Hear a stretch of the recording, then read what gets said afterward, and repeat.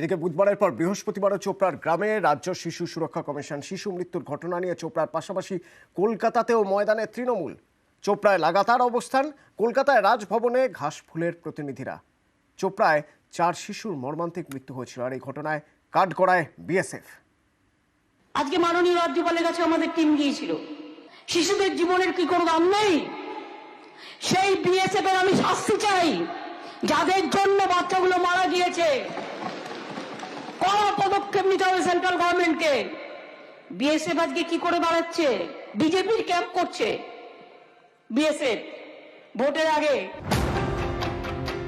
উত্তর দিনাজপুরের চোপড়া, এখানকার ভারত বাংলাদেশ সীমান্তবর্তী গ্রাম চেতনাগজ।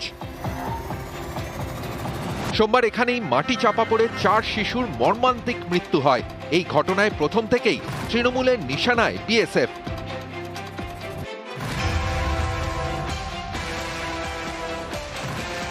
চোপড়ায় গিয়ে রাজ্যপাল পরিস্থিতি খতিয়ে দেখুন। বৃহস্পতিবার রাজভবনে গিয়ে এই আর্জি জানায় তৃণমূলের প্রতিনিধি দল। আমরা মাননীয় রাজ্যপালের কাছে বললাম, এই ঘটনায় আপনি একবার যান এবং আপনি একবার গিয়ে তদন্ত করুন। বিএসএফ এই কনস্ট্রাকশনটা ইল্লিগালি করছিল, পারমিশন না নিয়ে। তিনি আমাদের কথা দিয়েছেন যে তিনি নিশ্চিতভাবে চোপড়ায় যাবেন এবং ঘটনা কি হয়েছে সেটা দেখবেন। শিশু মৃত্যুর ঘটনার প্রতিবাদে তৃণমূলের অবস্থান বিক্ষোভ। বৃহস্পতিবার তৃতীয় দিন চোপড়ার চেতনাগজ বর্ডার আউটপোস্টের সামনে এদিনও অবস্থান বিক্ষোভের তৃণমূল। যতদিন পর্যন্ত এই 4টা পরিবারের সেন্ট্রাল গভর্নমেন্ট বা বিএসএফ এদের স্থায়ী কোনো একটা ব্যবস্থা না করে দেয়, তা আমাদের আন্দোলন চলতেই থাকবে। এদিকে বুধবারের পর এদিনও গ্রামে রাজ্য শিশু সুরক্ষা কমিশনের প্রতিনিধিরা। বুধবার ঘটনাস্থল পরিদর্শন করেন তারা। এদিন ফের গ্রামে যান রাজ্য শিশু সুরক্ষা কমিশনের 5 প্রতিনিধি। ঘটনাস্থল ঘুরে দেখার পাশাপাশি মৃত 4 শিশুর পরিবারের সঙ্গে কথা বলেন।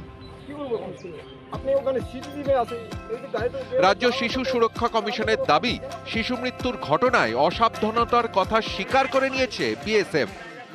ওনারা স্বীকার করে নিয়েছেন যে ওনাদের যে অতিরিক্ত সাবধানতা অবলম্বন করা উচিত ছিল সেটা ওনারা করেননি। বিএসএফ অবশ্য প্রথম থেকেই তাদের বিরুদ্ধে ওঠা অভিযোগ উড়িয়ে দিয়েছে। তাদের দাবি, বিএসএফ জওয়ানরা পাহারা দিচ্ছিলেন। স্থানীয়দের চেঁচামেচি শুনে তারা ঘটনাস্থলে যান। কয়েকজন যন্ত্র দিয়ে মাটি কেটে ট্র্যাক্টরে তুলে নিয়ে যাচ্ছিলেন। বাচ্চারা সেখানে খেলছিল।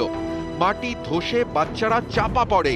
তাদের বিএসএফ এর অ্যাম্বুলেন্সে দ্রুত হাসপাতালে নিয়ে যাওয়া হয়। নিউজ 18 বাংলা।